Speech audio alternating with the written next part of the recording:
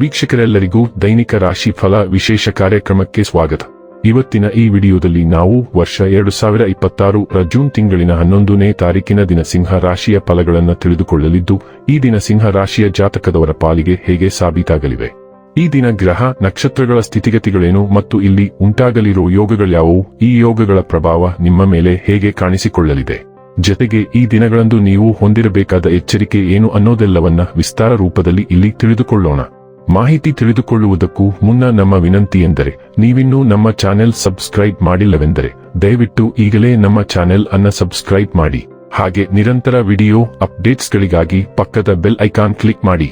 ವಂಶ ಪಾರಂಪರ್ಯ ಜ್ಯೋತಿಷ್ಯರು ನಂಬರ್ 1 ವಶೀಕರಣ ಸ್ಪೆಷಲಿಸ್ಟ್. ವೃತ್ತಿ, ಉದ್ಯೋಗ, ಮದುವೆ, ಹಣಕಾಸಿನ ಸಮಸ್ಯೆ, ವ್ಯಾಪಾರ, ಆರೋಗ್ಯ ಸಮಸ್ಯೆಗಳಿಗೆ ಫೋನಿನ ಮೂಲಕ ಪರಿಹಾರ. ಹಿಂದೆ ಕರೆ ಮಾಡಿ. ವೀಕ್ಷಕರೇ, ಈ ದಿನವು ಗುರುವಾರದ ದಿನವಾಗಿರಲಿದ್ದೆ. ಈ ದಿನದ ಸಿಂಹ ರಾಶಿಯ ಫಲಗಳ ಕುರಿತು ನೋಡುವುದಾದರೆ, ತಾತ್ಕಾಲಿಕವಾದ ಉದ್ವೇಗದಲ್ಲಿ ನಿರ್ಧಾರ ಕೈಗೊಳ್ಳಬೇಡಿ, ಇದು ನಿಮ್ಮ ಮಕ್ಕಳ ಹಿತಾಸಕ್ತಿಗೆ ಹಾನಿ ಮಾಡಬಹುದು. ಇಂದು ಷೇರು ಮಾರುಕಟ್ಟೆಯಲ್ಲಿ ಹಣವನ್ನು ಹೂಡಿಕೆ ಮಾಡುವವರು ತಮ್ಮ ಹಣವನ್ನು ಕಳೆದುಕೊಳ್ಳಬಹುದು. ಸಮಯಕ್ಕೆ ನೀವು ಜಾಗರೂಕರಾಗಿದ್ದರೆ ಅದು ನಿಮಗೆ ಉತ್ತಮವಾಗಿರುತ್ತದೆ. ಇತರರಿಗೆ ನಿಮ್ಮ ಸಮಯ ನೀಡಲು ಒಳ್ಳೆಯ ದಿನ. ಅನಿರೀಕ್ಷಿತ ಪ್ರಣಯ ಭಾವ. ನಿಮ್ಮ ಬಾಸ್ ಮತ್ತು ಹಿರಿಯರನ್ನು ನಿಮ್ಮಲ್ಲಿ ಆಮಂತ್ರಿಸಲು ಒಳ್ಳೆಯ ದಿನವಲ್ಲ. ನಿಮ್ಮ ನಿಯೂಟವನ್ನು ವರ್ಧಿಸುವ ಮತ್ತು ಪ್ರಬಲ ಪಾಲುದಾರರನ್ನು ಆಕರ್ಷಿಸಲು ಬದಲಾವಣೆಗಳನ್ನು ಮಾಡಿ. ನಿಮಗೆ ಮತ್ತು ನಿಮ್ಮ ಸಂಗಾತಿಗೆ ಇಂದು ಅದ್ಭುತ ಸುದ್ದಿ ಸಿಗುತ್ತವೆ.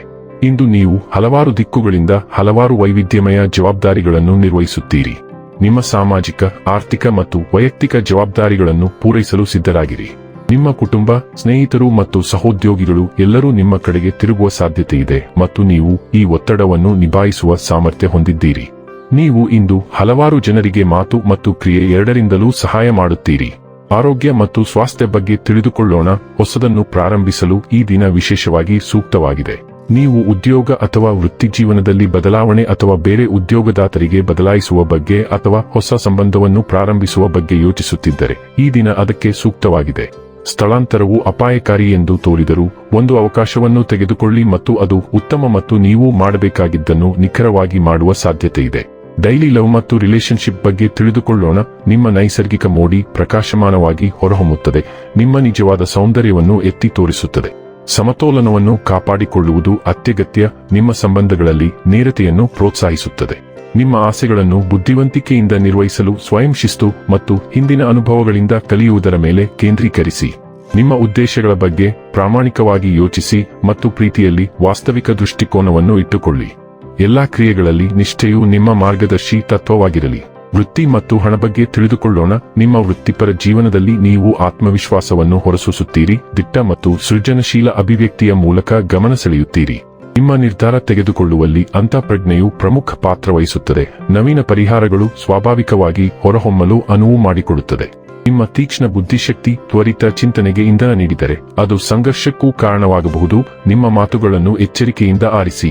ನಿಮ್ಮ ದೃಢಸಂಕಲ್ಪವು ಅಡೆತಡೆಗಳನ್ನು ನಿವಾರಿಸಲು ನಿಮಗೆ ಸಹಾಯ ಮಾಡುತ್ತದೆ, ಆದರೆ ಅನಗತ್ಯ ಘರ್ಷಣೆಯನ್ನು ತಪ್ಪಿಸಲು ತೀವ್ರತೆಯನ್ನು ರಚನಾತ್ಮಕವಾಗಿ ನಿರ್ದೇಶಿಸುತ್ತದೆ.